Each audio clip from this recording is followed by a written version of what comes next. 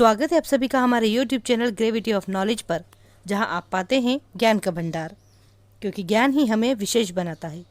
इस वीडियो में हम बात करेंगे पृथ्वी के जन्म के बाद कौन कौन से परिवर्तन से होकर गुजरी है और किस तरह यहाँ जीवन की उत्पत्ति हुई। तो इन विभिन्न घटनाओं को विस्तार से जानने के लिए हमें इसके जन्म से लेकर आज तक के सभी महत्वपूर्ण पॉइंट्स को जानना होगा। पृथ्वी का जन्म लगभग 4.6 बिलियन वर्ष पूर्व हो गया था। जितनी आयु ब्रह्मांड की है उसकी 1/3 आयु पृथ्वी की है। पृथ्वी के जन्म से लेकर आज तक इस पर व्यापक स्तर पर भौगोलिक और जैविक परिवर्तन हुए हैं। इन सभी महत्वपूर्ण घटनाओं को युगों में वर्गीकृत किया गया है। हैडियन और आर्कियन युग, प्रोटेरोजोइक युग, पेलियोजोइक युग, मेसोजोइक युग, सेनोजोइक युग या वर्तमान जीवन। हैडियन और आर्कियन युग पृथ्वी के इतिहास का पहला युग। इसकी शुरुआत लगभग 4.54 बिलियन वर्ष पूर्व हुई।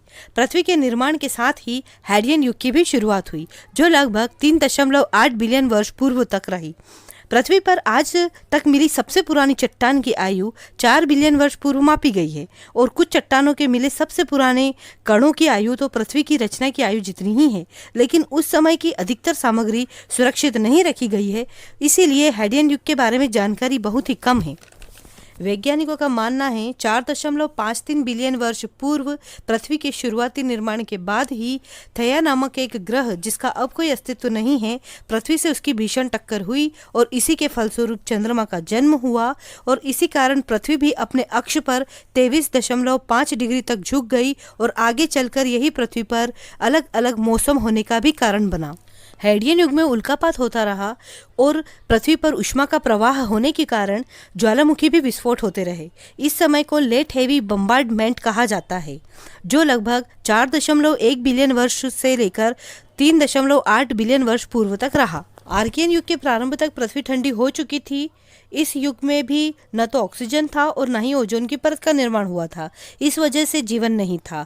पृथ्वी ठंडा हो जाने पर बादलों का निर्माण हुआ और वर्षा से महासागर बने। लगभग 4.2 या उससे भी पहले 4.4 बिलियन वर्ष पूर्व महासागरों का निर्माण हो गया था।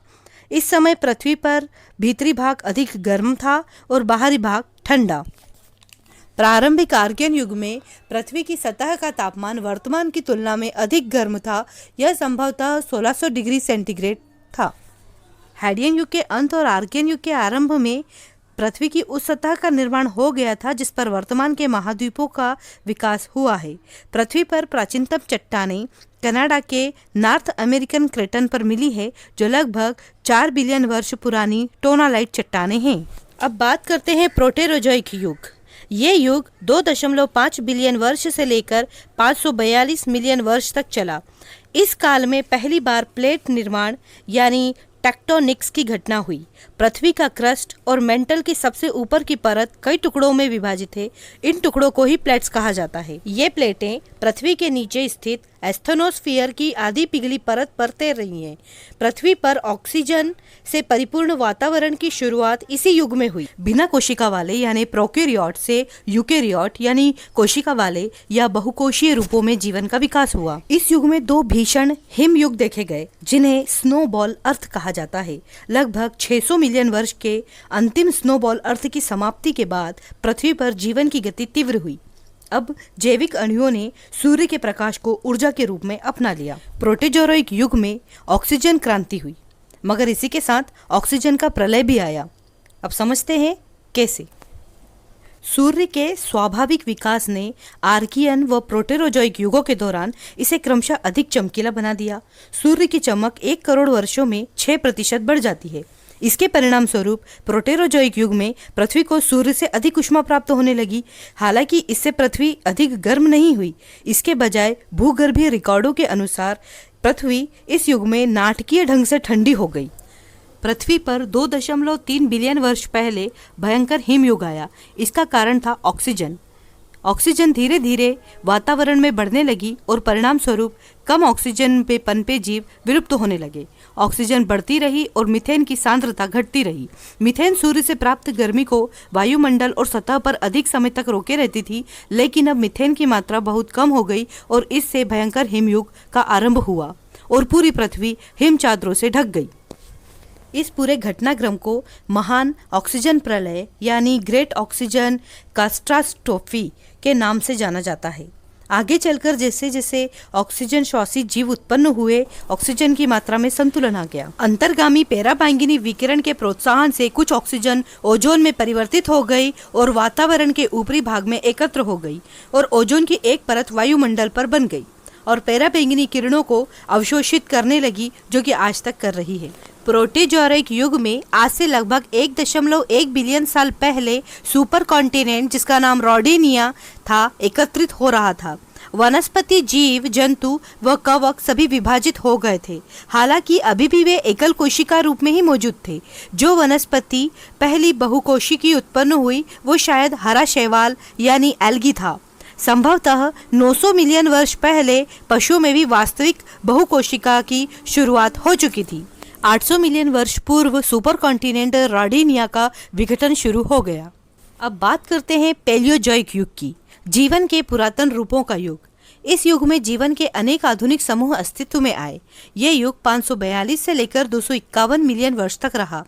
पृथ्वी पर जीवन कॉलोनियों की शुरुआत इसी युग में हुई, पहले वनस्पति की और फिर जीव जंतुओं की। सामान्यतया जीवन का विकास धीमी गति से हुआ, हालांकि कभी कभी अचानक नई प्रजातियों का अस्तित्व में आना या सामूहिक रूप से किसी का विनाश हो जाने की घटनाएं होती रही। इस युग में सुपर कॉन्टिनेंट पेनुशिया और रॉडेनिया के विघटन से निर्मित महाद्वीप धीरे धीरे पुनः सरकने लगे और परिणाम स्वरूप पर्वतों का निर्माण हुआ। इस प्रक्रिया ने पैलियोजोइक के अंतिम काल में सुपर कॉन्टिनेंट पेंजाइया का निर्माण किया। 530 मिलियन वर्ष पूर्व मछलियों का विकास हुआ। इस दौरान ऐसे जीव थे जो पानी में ही रह सकते थे और वनस्पति भी पानी के आसपास ही बढ़ रही थी। लेकिन अल्प परिवर्तन और विविधता के परिणाम से नए वातावरण और कॉलोनियों का निर्माण हुआ। पहला पशु महासागर से कब बाहर निकला उसका सही समय ज्ञात नहीं है। ऐसा माना जाता है कि 380 से 375 मिलियन वर्ष के लगभग पहले 4 पैर वाले प्राणी का विकास मछली से हुआ होगा। शायद मछली के पंख पैरों के रूप में विकसित हुए, जिससे पहले 4 पैर वाले प्राणी को सांस लेने के लिए अपना सर पानी से बाहर निकालने का मौका मिला, जिस कारण उन्हें कम ऑक्सीजन वाले पानी में रहने या कम गहरे पानी में छोटे शिकार करने का मौका मिला। धीरे धीरे उन्होंने कुछ समय के लिए जमीन पर आने का साहस किया होगा और इस तरह उनमें से कुछ जीव जमीन पर जीवन के प्रति इतनी अच्छी तरह से अनुकूलित हो गए कि उन्होंने अपना वयस्क जीवन जमीन पर ही बिताया। हालांकि वे जल में ही अपने अंडों से बाहर निकलते थे और वयस्क जीव अंडे देने के लिए वापस जल में ही जाया करते थे। इस तरह अम्फीबिया यानी उभयचरों की उत्पत्ति हुई। लगभग 365 मिलियन वर्ष पूर्व शायद पृथ्वी पर शीतलन के कारण एक और विलोपन काल आया, लेकिन अब तक वनस्पतियों से बीज निकले जिन्होंने भूमि पर अपना विस्तार तेजी से किया। इसके बाद लगभग 20 मिलियन वर्षों के बाद 340 मिलियन वर्ष पूर्व बहुत से जीव जंतुओं के समूहों का विकास तेजी से हुआ। अगले 30 मिलियन वर्ष यानी 310 मिलियन वर्ष पूर्व तक सरीसृप यानी रेप्टाइल का समूह जैसे सांप, छिपकली, मेंढक, मगरमच्छ आदि का विकास होने लगा। इस तरह इस वीडियो में हमने पृथ्वी के इतिहास के 3 युग, हाइडियन और आर्कियन युग, प्रोटेरोजोइक युग, पैलियोजोइक युग के बारे में विस्तार से जाना। अगले वीडियो में हम मेसोजोइक युग और सेनोजोइक युग यानी वर्तमान जीवन के बारे में विस्तार से जानेंगे। आपको ये वीडियो कैसा लगा कमेंट करके जरूर बताइए। इस वीडियो को लाइक, शेयर और सब्सक्राइब कीजिए। तब तक के लिए थैंक यू फॉर वॉचिंग।